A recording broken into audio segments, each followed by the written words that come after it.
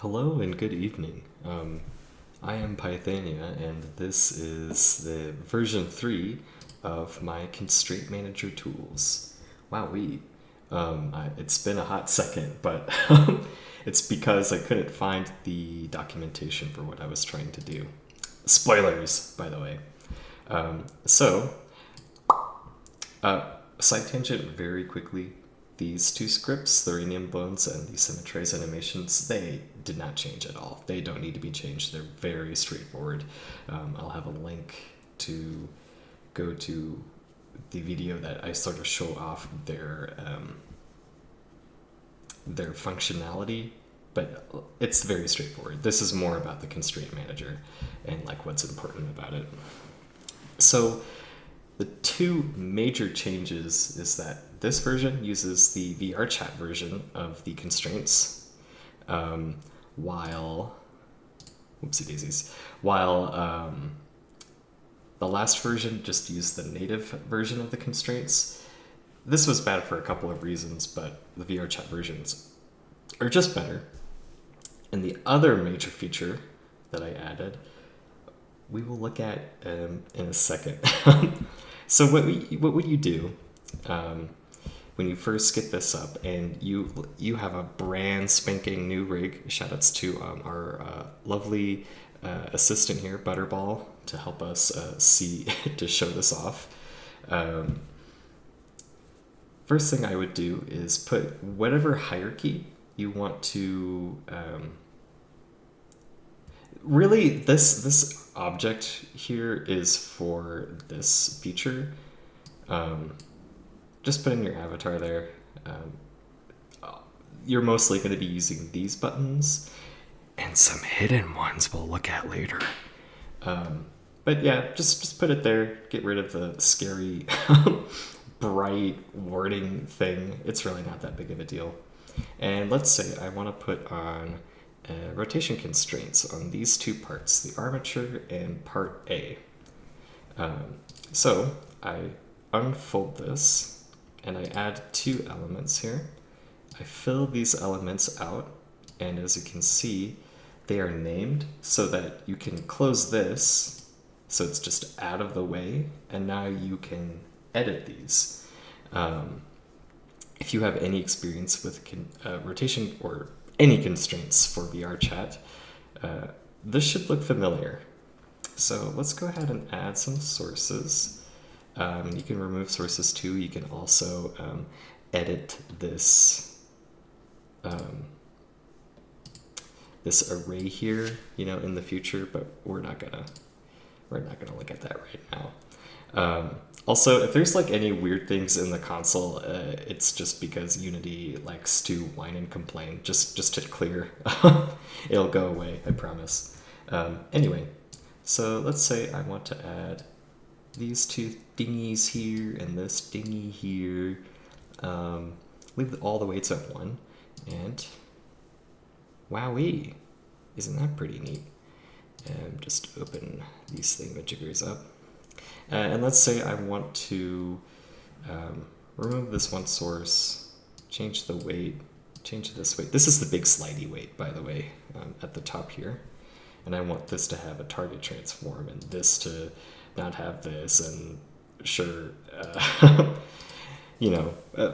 play with these settings a little bit. And as you can see, it all instantly updates. Oh, I changed my mind. I don't want this to have this. Make this all. This also does negative and super values, by the way, just for people, because I know that was like a sort of a thing that people were wanting to do. Like some people just do that because they're insane, I guess. But anyway, this is the constraints that we want. And now you activate it. It's pre-locked. You don't have to press an extra button. Yippee,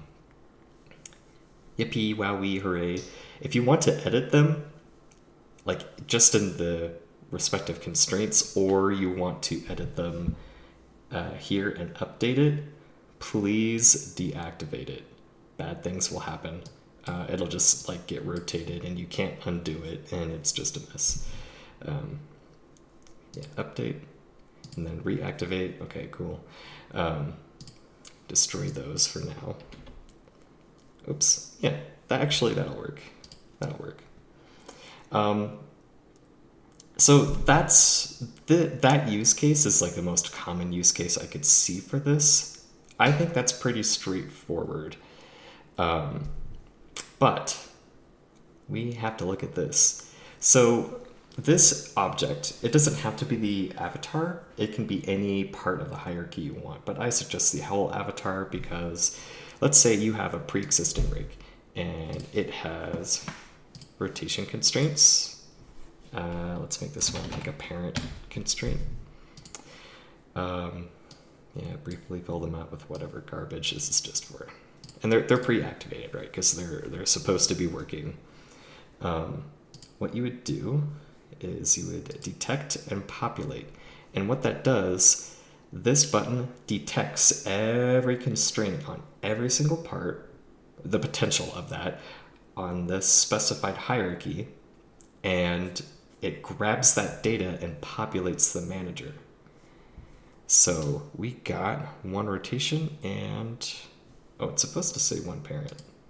Oh, that's why I didn't get it. This is not, yeah, I definitely did that on purpose, by the way, to show that this is not compatible with the native Unity parent constraints or any constraints. It's only compatible with the VRC constraints because this tool is really meant to be used with just VRC constraints. So let's try that again. Oh, wait. There we go. Now we found one parent because we already have that rotation constraint. And sure enough, it all matches. Now,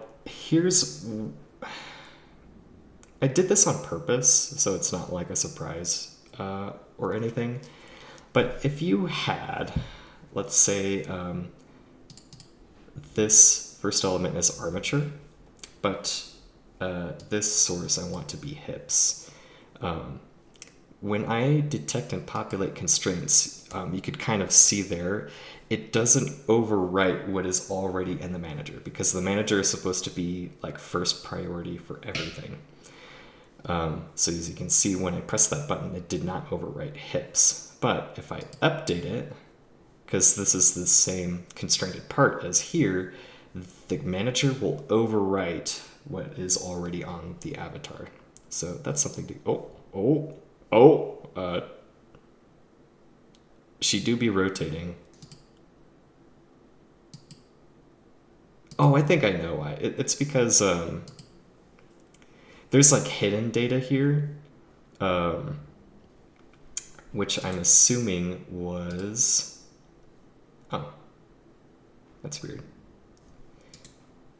That was spoilers, by the way. Yeah, so just be careful. Make like a backup of your of your avatar before and after trying to do stuff, because sometimes Unity will just be Unity and do weird things. That's the first time I've personally seen something like that happen. But just destroy for right now. So as you could, hello, as you could kind of see, there are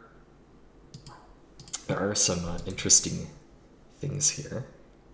So if I open up, let's do position constraints and just really quickly get to where we can see this and how to source to. So advanced settings, if we get a position constraint here, you can see that these are the advanced settings. Really the most useful thing here is the target transform. I left that on by default, but you can toggle it off. You don't have to look at it. I'm right clicking, by the way, to access this little menu. And you can also turn off the axes. So all you have to worry about is just the sources and the weights. That's what most people worry about. But what if you wanted to see these? Now, don't touch these unless you actually know what you're doing. These are purely here for like really techie stuff. Um, as you can see, if I like activate this, these are locked. They're not supposed to be touched. They're not supposed to be tampered with. In fact, even if I get this, even if you play with them, if I, sure, just update it, bro. Oh dear, I forgot to deactivate it. Heckaroonies. Oh, that's right. I have unlock and lock and unlock. That's another thing here. It's just for stuff like this, where it's like it does weird stuff. Oh, she is just gone. Okay. Well, goodbye, Butterball. She will be missed. Anyway, very important to deactivate it before you edit stuff because bad things will happen. Let's see. I want to get her back. Where's my Butterball? She's still tilted. That's great. But yeah, that's what lock and unlock is useful for. You really won't need it unless you're touching this stuff, which you shouldn't be. It's naughty. So just sort of get rid of more of this clutter. Same thing with zero constraints. Yeah, don't touch zero constraints. They just do weird things. I don't even know what it does. It just makes things bad. That's all I know. There is like one another use case I could see, but it's a little bit complicated. So if I remove this and I delete Butterball and bring her back from the dead. There we go. Put her back in there. Get this back locked up here. So let's say that you had two. No, let's just do one. Let's say that you had a scale constraint on some part of the hierarchy here, and it was oh wait, just for the purpose of I like being there we go. So this is like already, oh heck, no, I didn't mean to do that. No, I was on my way to freaking get rid of that. That is so sad. Anyway, whatever. You can see what I'm trying to do. If I want to change this constraint to like another part, let's go to here, to another part, and I updated it. Oh, wait. And I updated it.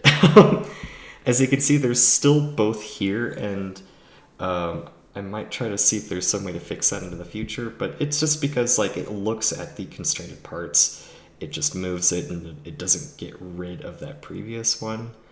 So like if I destroy constraints, like it doesn't destroy this because it doesn't know. But what you could do is just like detect these, destroy, and then get rid of this one, add it back. It's a bit verbose, let's say, but it is some solution. You could also just get rid of it manually, like this, but it is meant to just make things easier. I think that is everything I wanted to show off. There is one bad thing, and let's say I have a position constraint here. Sure, whatever. Yeah, sure, whatever. And I wanted to animate it, so I would... Oh, wait, Butterball doesn't have an animator anymore. You just take my word for it. Let's say I'm animating, and um, I'm trying to animate this. It doesn't work in animation mode. Like if you could reassign that and update it, it'll update in the actual constraint, but it won't get recorded by the animator, which is a bit unfortunate. I'm going to see if there's some way to fix that as well in the future. I think that's pretty much it. It's a lot more powerful and comprehensive of a tool now.